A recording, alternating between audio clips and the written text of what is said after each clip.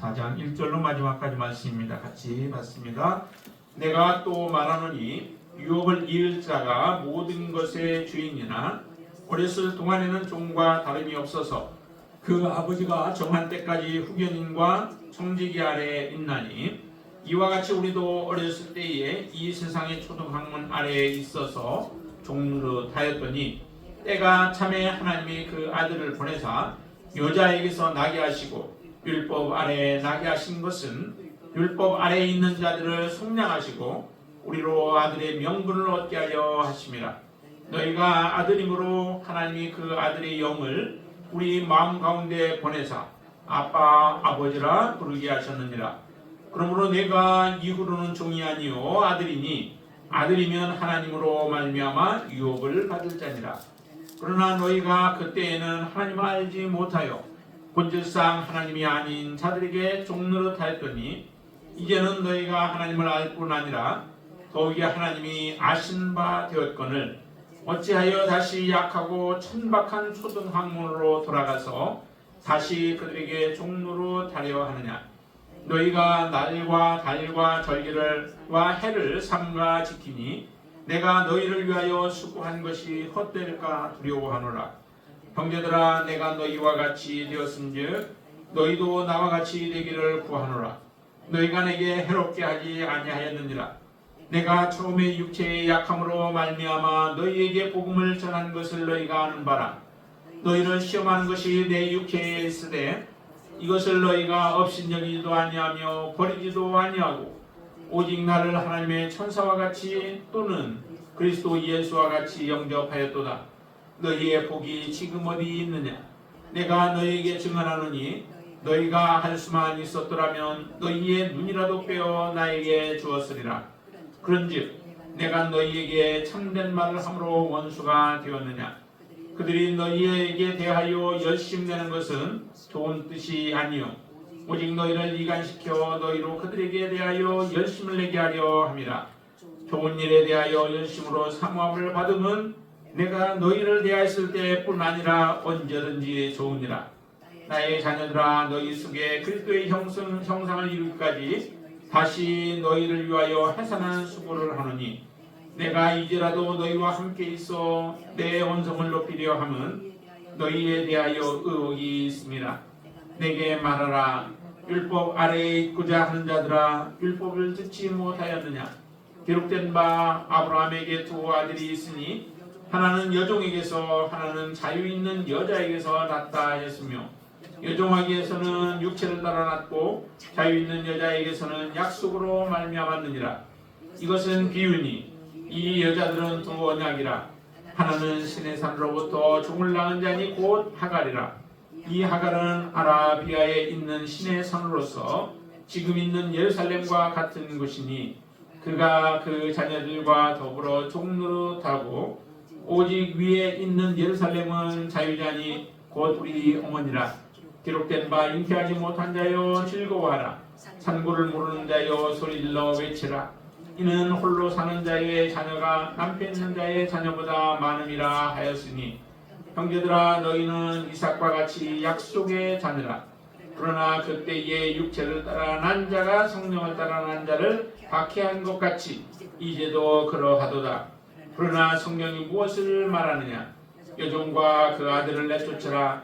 여종이 아들이 자유 있는 여자의 아들과 더불어 유업을 얻지 못하리라 하였느니라. 그런즉 형제들아, 우리는 여종의 자녀가 아니요 자유 있는 여자의 자녀이니라. 아멘. 갈라디아 서를 통하여서 사도 바울은 갈라디아 교회에게 책망하는 그 책망이 있습니다. 자주 하는 그런 말씀이죠. 그 책망이 있는데 혹시 그게 무엇인지 아시나요?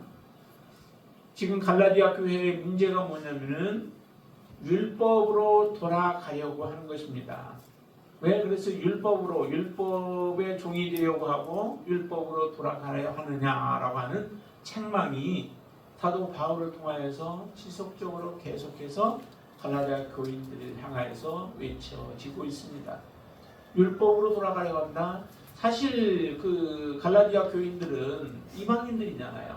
이방인들이어서 이방인들이 복음을 받고 예수 그리스도를 만나서 복음 안에서 잘 자라가면 되는 겁니다.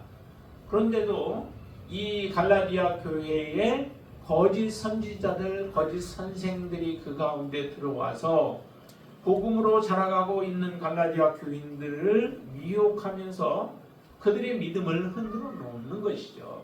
그래서 믿음으로 살아가지 못하고 복음 안에서 자유를 누리며 살아가지 못하고 바로 이 율법에 다시 매여 살아가게 하려고 하는 그 가르침을 지금 따라가고 있는 것입니다. 사도 바울이 바라볼 때는 너무도 이건 안타까운 일들이죠. 예수 그리스도를 통하여서 복음이 그들에게 찾아왔는데 그 복음 안에서 참된 자유를 누리면서 하나님과 교제하고 하나님의 뜻대로 순종하며 살아가면 되는데 오히려 율법에 돌아가서 우리를 의롭게도 하지 못할, 우리를 구원하지도 못할 그 율법으로 돌아가서 그 율법을 어떻게든 자기 힘으로 지켜보려고 하는 그 모습들이 얼마나 안타까운 모습이 되겠습니까? 그렇기 때문에 사도 바울은 지금 이 갈라디아 교회 교인들을 향하여서 외치는 거예요. 그거를 그냥 보고 있을 수 없었던 것이죠. 그래서 갈라디아 교인들을 향하여 외치는 또 그리고 그들을 책망하는 말씀이 왜 너희들은 다시 율법의 종이 되려 하느냐, 율법으로 왜 다시 돌아가려 하느냐라고 하는 그런 책망을 듣게 되는 겁니다. 여러분들의 삶 속에서는 어떠신가요? 정말 여러분들이 능력이 있어서 하나님 앞에 구원을 받으셨나요? 정말 그럴 것 같았으면, 여러분들이 정말 의인일 것 같았으면은 굳이 교회에 나오지 않으셔도 돼요. 의인에게는 예수 그리스도가 필요 없죠. 예수님 뭐라고 말씀하셨어요? 의사는 병든 자에게 필요한 것이지 건강한 사람에게는 의사가 필요 없어요. 병든 사람은 정말 의사가 필요해가지고 절실하지만은 그러나 건강한 사람은 의사가 아무리 좋은 얘기를 해줘도 별로 귀담아 듣지도 않습니다. 예수님이 필요하신 분들은 누구냐면은 바로 죄 가운데 있었던 자들이죠. 의인들이 아니에요. 유대인들 가운데서 바리새인들과 같은 사람들, 서기관 같은 사람들은 본인들이 참 의롭다라고 생각을 했죠.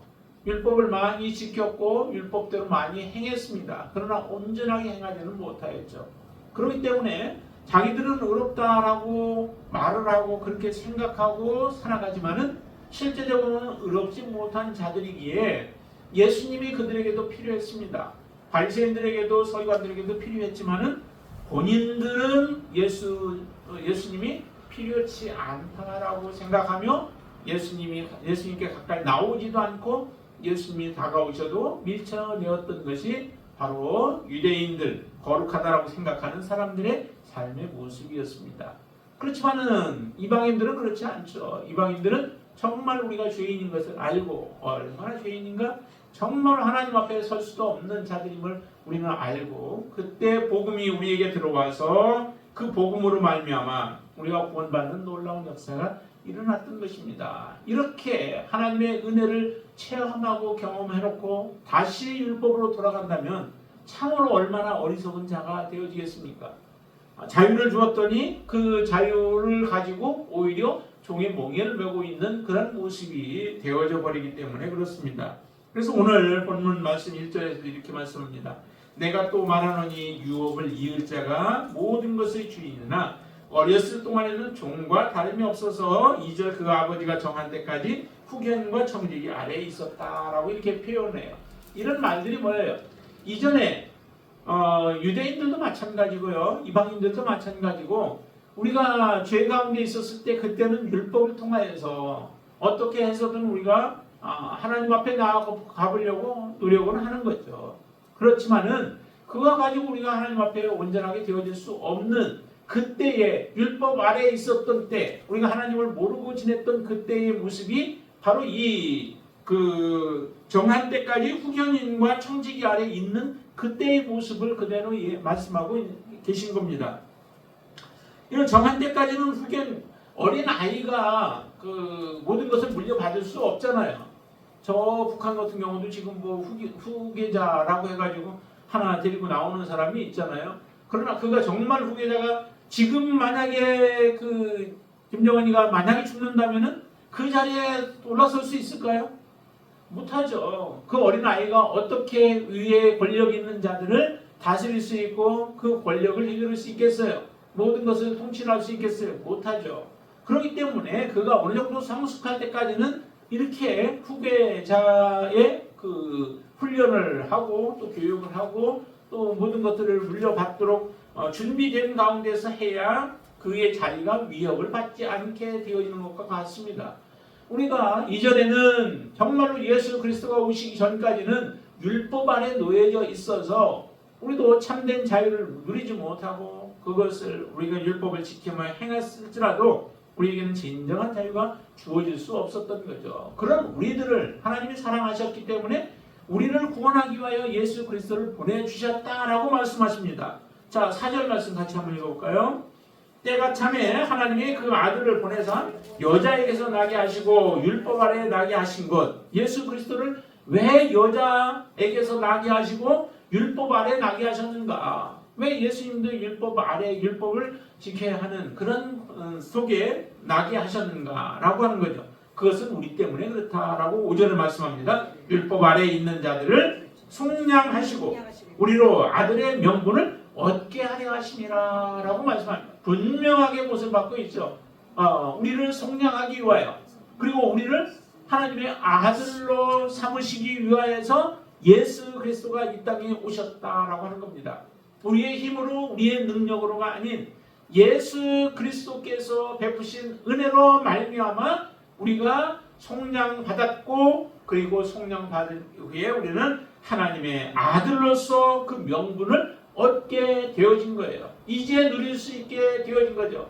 아들의 명분을 가지고 유업을 받을 자로 하나님은 우리를 그렇게 세워주신 겁니다. 이 은혜가 너무도 큰 거죠. 하나님께서 이런 은총을 베풀어 주셔서 전에는 아버지라 부를 수도 없었던 하나님을 아빠, 아버지라 부를 수 있는 특권을 주신 거예요. 고아로 부모가 없었던 사람에게 그 부모가 양부모가 생겨서 정말로 아빠, 아버지라 부를 수 있고 부모를 부모라 부를 수 있는 그런 특권을 주신 것이죠. 이런 특권이 정말 우리에게는 너무도 큰 특권인 거예요. 이 특권을 우리는 빼앗겨서도 안 됩니다. 여러분들에게 주어진 이 특권을 결코 여러분들이 빼앗겨서는 안 돼요. 그래서 이 유업을 받을 자로 하나님은 우리를 삼아 주셨다. 그래서 누가 유업을 받느냐? 바로 하나님의 아들이 되어야만 그 유업을 받을 수 있는 겁니다. 하나님의 아들이 되어야 그들에게 하나님께서는 이 유업을 물려주신다라고 하는 거죠. 여러분들은 예수 그리스도로 말미암아 진정한 하나님의 아들이 되신 줄로 믿으시기를 바랍니다. 예수 그리스도가 여러분들의 주인이 되시고 예수 그리스도로 말미암아 그 피로 말미암아 여러분들의 죄를 씻어 주셨답니다. 여러분들 진정하러 이제 하나님의 아들이 되어진 줄로 믿습니다. 그런 특권을 우리가 누리는 자들이에요. 이전의 모습을 여기서는 그렇게 비유를 하죠. 그때에는 어땠는가? 그리고 지금 이때는 어떤가? 그때의 모습 여러분들도 똑같은 모습일 거예요. 8절 보시면은 그때 어때요? 그때 하나님을 알지 못하여 본질상 하나님이 아는 자들에게 종노릇하였다. 하나님이 아는 자가 누구예요? 마귀의 종노릇한 거죠. 여러분들이 아무리 잘 사는 것 같아도 그때 하나님이 없었다면 예수 그리스도가 여러분들에게 없으면은 우리는 이미 지금 하나님의 종이 아닌 마귀의 종으로 살아가고 있는 것입니다. 둘 중에 한 사람이죠. 분명히 우리는 구분할 줄 아셔야 돼요. 하나님의 자녀가 아니면은 그 사람은 다른 중간이 아니라 그는 마귀의 종이다라고 하는 겁니다. 여러분들은 하나님의 종으로서 지금 살아가고 있고 또 하나님께서 우리에게 주신 그 유업을 물려받을 자로 지금 살아가고 계신 줄로 믿으시기를 바랍니다. 9절에 이렇게 얘기하죠. 이제는 너희가 하나님을 알 뿐 아니라 우리가 하나님을 안다라고 얘기하죠. 근데 하나님을 얼마나 여러분들 아시나요? 하나님을 아는 것도 정말 우리가 하나님이 가르쳐 주시는 것이 한계가 있죠. 하나님을 아는 것은 우리의 입장에서 하나님을 아는 게 한계가 있어요. 모든 것을 다 알 수는 없어요. 하나님이 보여주시고 하나님이 알려주시고 하나님이 계시하시는 것 안에서 우리는 하나님을 알 수 있게 되어지죠. 사도 바울도 하나님을 알지만 하나님이 계시하여 주셔서 하나님을 알게 되어진 거예요. 다른 어떤 사도들도 못지않게 많은 비밀을 알아도 그것도 하나님이 보여주신 것 안에서 계시하여 주셨기 때문에 그 계시를 따라서 하나님을 알게 되어진 거죠. 우리도 마찬가지예요. 우리는 어디까지나 알 수 있느냐? 성경에서 하나님을 계시해 주신 것만큼은 우리가 알 수 있어요. 그런데도 우리는 성경의 계시를 무시하고 성경의 계시 가까이 나가지 아니하고 우리가 그냥 쉽게 신앙생활 한다면은 하나님을 그만큼 모르죠. 여기에 보면은 그 갈라디아 교인들이 하나님을 떠나버리는 복음에서 떠나버리는 그런 일들이 일어나요. 왜 그럴까요? 이 복음이 얼마나 중요하고 귀한 것인가라고 하는 것을 사실은 사도 바울을 통해서 들려주셨는데도 왜 갈라디아 교인들이 이 복음에서 이렇게 속히 떠나고 그리고 그들을 구원하지도 못할 그런 율법 아래 그들이 놓여지기를 원했을까요? 그 이유가 여러분들은 무엇이라고 생각하시나요? 한번 30절을 보세요. 30절에 보면 이렇게 말씀합니다. 30절에 그러나 성경이 무엇을 말하느냐? 여종과 그 아들을 내쫓으라. 여종의 아들이 자유 있는 여자의 아들과 더불어 유업을 얻지 못하리라 하였느니라 라고 말씀하시죠. 갈라디아 교인들을 향해서 사도 바울이 묻습니다. 성경이 무엇을 말하느냐라고 하는 거예요. 성경에서 어떻게 말하고 있느냐라고 하는 거죠. 성경이 어떻게 말하고 있을까요? 누구에게 하나님은 유업을 물려준다고 말씀하셨나요? 거기에 보니까 여종과 그 아들을 내쫓으라라고 했어요. 그래서 실제적으로 이 사건은 있었던 사건이죠. 하갈과 그의 아들 이스마엘을 내쫓아 버렸습니다. 그 아브라함이 내쫓았죠. 왜냐하면 사라가 그들을 원치 아니하고 또 그 이삭을 핍박하는 그런 모습들을 보면서 같이 있지 못하게 내쫓아 버렸습니다. 그것을 지금 여기서 비유로 얘기를 하시는데, 그러면 내쫓으면은 그 유업을 함께 물려받지 못한다라고 하는 거예요. 구약에서는 그래도 조금 이스마엘과 또 하갈에게 어떤 그 땅 조금은 주지만은, 그러나 전적으로 모든 것을 물려받는 사람은 이삭과 사라에게, 그 아브라함의 자손에게, 유업으로 준 자손에게 하나님은 그 유업을 물려주게 되어 있습니다. 이렇게 물려받지 못할 자가 있고 물려받을 자가 있다라고 하는 거죠. 그런데 누가 유업을 물려받을 자인가? 복음 가운데 있는 사람이 유업을 물려받을 자라는 거예요. 복음에서 떠난 자는 유업을 물려받지 못한다는 겁니다. 아무리 사람들이 유혹하고 미혹한다 할지라도, 달콤한 말로 미혹할지라도 그들에게 미혹을 받은 자들은 유업을 같이 물려받지 못한다는 거예요. 그래서 사도 바울은 이런 말씀을 하는 겁니다. 사람들이 열심을 낸다라고 얘기를 하죠. 17절 보세요. 17절 보시면은 그들이 너희에 대하여 열심 내는 것은 좋은 뜻이 아니요. 왜 열심 낸다고요? 나쁜 목적이 있다는 거죠. 오직 너희를 이간시켜 너희로 그들에게 대하여 열심을 내게 하려 함이라. 누구에게 열심을 내요? 자기 자신들에게 열심을 내게 한다는 거예요. 잘못된 복음, 그 율법에 열심을 내게 만드는 일들을 지금 이 사람들이 열심을 가지고 그 역할을 하고 있다라고 하는 겁니다. 그러면 이 사람들의 가르침을 따라서 결국 살아가게 되어진다면은 갈라디아 교인들은 어떤 일들을 하냐면 율법에 열심 내는 자들이 되어져서 결국 하갈과 이스마엘과 같은 존재가 되어져서 하나님의 유업에는 관계가 없는 자들이요 결국에는 멸망의 길로 나아가게 되어진다라고 하는 것을 분명하게 말씀하죠. 정말 그렇기 때문에 열심을 내는 것은 필요해요. 그렇지만은 그 열심이 무엇에 대한 열심이냐라고 하는 거예요. 사도 바울은 이렇게 얘기하죠. 좋은 일에 대하여 열심을 낸다면 얼마나 좋겠는가? 네? 그렇죠? 그러나 그렇게 좋은 일을 행할 때에는 그것은 언제든지 얼마든지 좋은데 나쁜 목적이 그들의 배 위에 깔려져 있고, 이런 나쁜 목적을 이루기 위하여서 열심을 내면서 너희들에게 가까이 하는 것은 하나님이 기뻐하지 아니하고 사도 바울도 원치 아니하는 것이다 라고 분명하게 말씀합니다. 사도 바울이 이 갈라디아 교인들에 대해서는 굉장히 좋은 인상을 많이 가지고 있어요. 그래서 특별한 더 애착이 많이 있죠. 왜 그럴까요? 그것은 이전에 사도 바울이 이 갈라디아 교인들에게 복음을 증거한 이후에 복음을 받고 나서 갈라디아 교회 그 사람들의 마음이 굉장히 뜨거웠습니다. 얼마나 뜨거웠는지를 보면 정말로 이들 마음 가운데는 진정한 사랑이 그 안에 있었던 거죠. 사도 바울은 복음을 전거할 때에 지금 그 당시에도 이제 그렇겠지만은 당시에 복음을 가지고 나아갈 때에 사도 바울의 연약함이 있었습니다. 그 연약함이 특별히 무엇인지는 정확하게 알 수 없지만 오늘 본문을 보면은 사도 바울이 그 안질이 뭐 있었지 않은가라고 이렇게 생각해요. 뭐 그럴 수도 있고 이제 그렇지 않을 수도 있지만은 일단 여기에 보니까 너희의 그 마음이 어디까지 있었느냐면은 혹시라도 너희가 내가 눈이 필요하다면 눈을 빼서라도 나에게 제공해 줄 만큼의 그런 열정이 있었고 사랑이 있었다는 거죠. 그것을 15절에 말씀하세요. 15절 한번 보세요. 너희의 복이 지금 어디에 있느냐? 내가 너희에게 증언하노니 너희가 할 수만 있었더라면은 너희의 눈이라도 빼어 나에게 주었으리라 라고 말씀하시잖아요. 정말 어떻게 눈을 빼어서 줄 수 있겠어요? 자기의 자녀라 해도 그게 참 쉽지 아니한데 어떻게 복음을 증거한 사도 바울을 향하여 갈라디아 교인들이 이런 열정을 가지고 있었는가?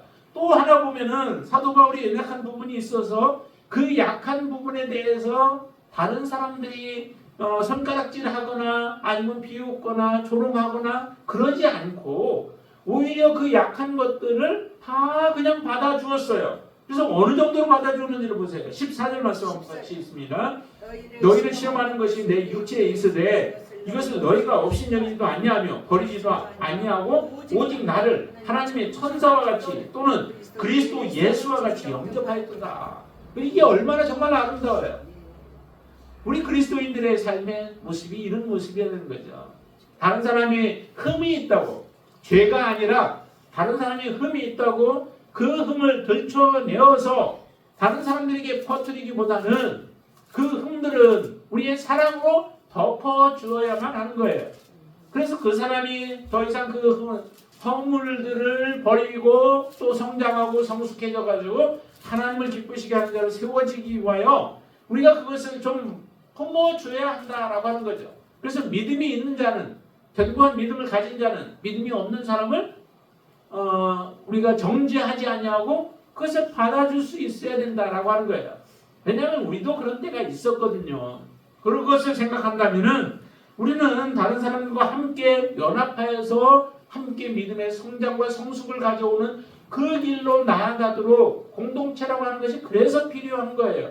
나 혼자서 자라가는 것이 아니라 함께 서로가 서로에게 도움이 되어지며 서로 연락이 되어지며 서로 연결이 되어져서 교제하는 가운데서 바로 이런 놀라운 하나님이 기뻐하시는 모습으로 성장해 가는 것이 바로 공동체의 필요성인 것이죠. 그렇게 행하고 있었던 사람들이 바로 이 갈라디아 교회의 교인들이었어요.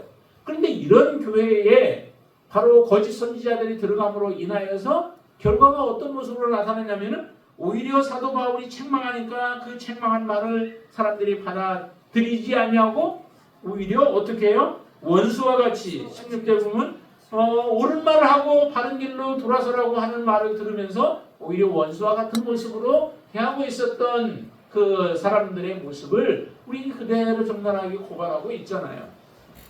참으로 하나님의 말씀이 갈라디아 교인들에게 바르게 세워지기를 바라는 간절한 마음에서 사도 바울은 이렇게 애타하면서 그들에게 때로는 좋지 않은 소리를 들어가면서도 멈출 수 없었던 겁니다. 바르게 세우기 위해서. 그래서 사도 바울은 이렇게까지 말해요. 너희 속에서 그리스도의 형상을 이루기까지 내가 다시 해산하는 수고를 한다라고 얘기를 하죠. 이전에 든든하게 세워놨던 그 믿음들이 흩어짐으로 인하여 그리고 다시 율법으로 돌아감으로 인하여서 다시 아이를 낳는 그 수고를 해야만 이 갈라디아 교인들이 바르게 하나님 앞에 설 수 있기 때문에 사도 바울은 이런 수고를 다시 한다라고 말씀하고 있습니다. 여러분들의 믿음은 다시 믿음의 초보로 다시 혹시 돌아가고 있지는 않나요? 여기에도 보니까 오늘 그 초등학문이라고 하는 표현을 많이 사용해요. 초등학문. 초등학문뿐만 아니라 9절에서는 약하고 천박한 초등학문이라고 얘기를 합니다.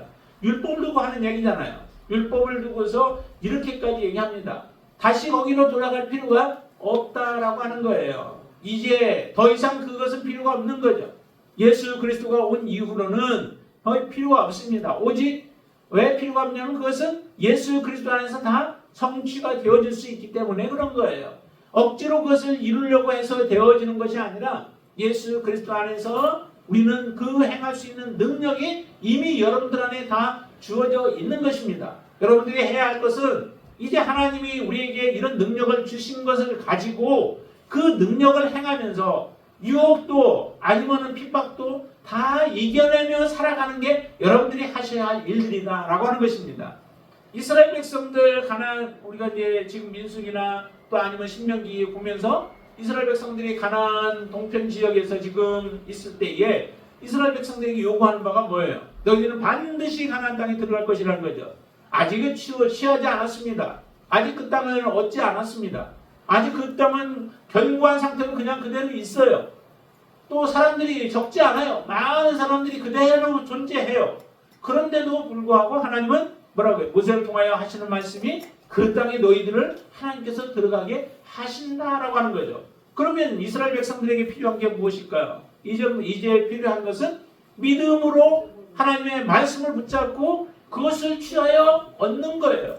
하나님 주신 약속의 땅을 얻는 거예요. 이게 바로 이스라엘 백성들이 해야 할 일들이에요. 여러분들이 해야 할 일이 무엇일까요? 세상을 하나님이 이기셨다 하셨고 또한 죄를 주님이 이기셨다라고 말씀하셨습니다. 마귀의 일을 멸하기 위하여 오셔서 마귀의 일을 멸하셨습니다. 그러면 예수 믿는 하나님의 자녀들도 동일한 권세를 하나님이 주셨다라고 말씀하셨어요. 그래서 여러분들도 죄를 이길 수 있고 또 세상을 이길 수 있고 유혹을 이길 수 있고 핍박을 이길 수 있는 힘을 하나님이 주셨다는 거예요. 그럼 그 힘으로 여러분들도 이제 믿음으로 승리하며 나아가면 된다라고 하는 겁니다.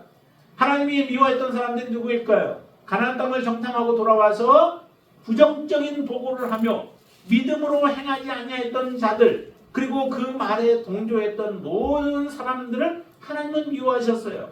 그들을 하나님께서는 광야에서 죽이셨습니다. 바로 우리도 하나님이 주신 것을 믿지 못하고 받아들이지 못하고 우리가 믿음으로 행하지 않냐면은 동일한 그들과 동일한 모습의 삶을 살아가는 것이에요. 여러분들에게는 정말로 이제 온전한 믿음이 여러분들 안에서 있게 되어지길 바랍니다. 그 믿음으로 하나님께서 우리에게 주시는 그 길들을 헤쳐나갈 수 있게 되길 바랍니다. 비록 그 길이 평탄한 모습으로 그냥 모든 게 다 치워져 있는 상태로 우리에게 주어지지는 않았습니다. 그 길은 좁은 문이라고 말씀을 하셨죠. 협착한 길이라고 말씀하셨어요. 많은 사람들은 찾지 않아요. 그러나 믿음의 사람들은 그 길을 찾아서 가게 되어 있죠. 세상이 넓은 길이 아니다. 넓은 길은 많은 사람들이 그 길로 간다고 얘기를 했습니다. 그렇지만 좁은 길은 찾는 자가 적다라고 말씀하셨지만은 그 길은 누구만 갈 수 있느냐? 예수 그리스도를 온전히 믿는 사람들, 예수 그리스도 안에서 우리의 모든 죄가 속량을 받고 그 은혜로 살아가는 사람들, 복음 안에서 살아가는 사람들만 그 길은 선택할 수 있고 그 길을 완주할 수 있게 되어집니다. 하나님께서 그 길을 우리가 걸어가기를 원하시는 것이죠. 분명히 하나님께서는 이렇게 얘기합니다. 성경에 어떻게 기록되어져 있는가? 성경을 우리가 잘못 알게 되어지면은 이렇게 갈라디아 교인들과 같은 모습이 되어질 수 있다라고 하는 거예요. 성경이 무엇을 말하느냐라고 말씀하는데 성경이 말하는 것을 제대로 알지 못하기 때문에 율법으로 돌아가게 되어진 것이다 라고 말씀하고 있는 겁니다. 저기에도 보면은요 10절에 보면 이런 말씀도 하시잖아요. 너희가 날과 달과 절기와 해를 삼가 지키니 내가 너희를 위하여 수고한 것이 헛될까 두려워한다 라고 말씀해요. 그러면은 날과 달과 절기와 해를 그럼 전혀 지키지 않는 게 그러면 그게 믿음인가? 그것도 아니다 라고 하는 거죠.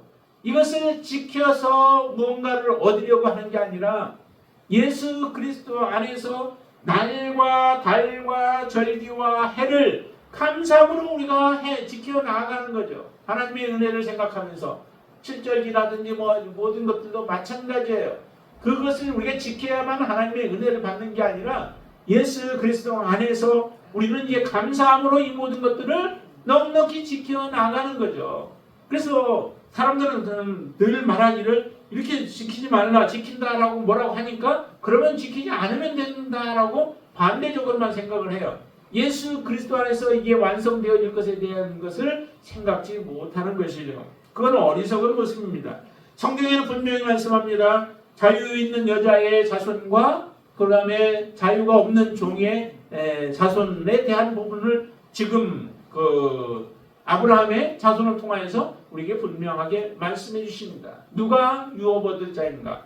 자유 있는 여자의 자손이 바로 유업 얻을 자요. 그를 통해서만 하나님께서는 우리에게 유업을 허락해 주신다라고 분명하게 말씀하셨습니다. 그러면 자유 있는 여자가 무엇을 얘기하는가? 여기서는 두 가지로 비유를 하죠. 하나는 지금 눈에 보이는 예루살렘에 대한 부분과 눈에 보이지 않는 본향에 있는 그 예루살렘에 대한 부분을 말씀하면서 하나는 하갈과 하갈의 종이요 자녀요, 하나는 사라의 자녀다라고 말씀하는데, 그럼 사라의 자녀가 누구를 얘기하는가? 그는 곧 복음으로 말미암아 구원 얻은 자들을 이렇게 표현하고 있는 것입니다. 사라의 자녀로서 유업을 얻을 자들. 그러면 예수 그리스도 안에서 구원받은 자들, 복음으로 말미암아 우리가 구원을 받은 하나님의 자녀들은 분명히 이제 하나님께서 유업을 받을 자로 우리를 세워주셨다는 거예요. 이 놀라운 축복을 우리가 걷어차버리고 어디로 무엇을 우리가 의지하며 살아가겠어요? 오직 예수 그리스도 안에서 믿음으로 살아가는 것, 그것이 바로 여러분들에게 주어진 참된 자유요, 그게 축복인 줄로 여러분들 믿으시기를 바랍니다. 이 길에서 떠나지 마세요. 갈라디아 교인들이 사도 바울이 정말 처음에 그렇게 연약한 가운데 있을 때에도 받아주고 오히려 그를 천사와 같이 예수 그리스도와 같이 받아주었을 때 이게 진정한 복이죠. 그러니까 사도 바울이 말하기를 너희의 복이 지금 어디 있느냐? 너희가 지금도 그와 같은 자세로 믿음의 삶을 살아가고 있느냐? 그리고 내가 전한 복음에 대해서 정말 바르게 받고 그 말씀 안에서 살아가는 삶을, 복된 삶을 너희들이 지금 살아가고 있는가? 아니면 그 가운데서 떠나서 죄 가운데로 빠져가고 있는 그 모습은 아닌가라고 하는 것을 보도록 하기 위하여서 사도 바울이 이렇게 말씀하고 계신 겁니다. 여러분들의 인생 가운데 정말 예수 그리스도를 만난 것은 가장 큰 여러분들의 인생에서 복인 줄로 믿으시기를 바랍니다.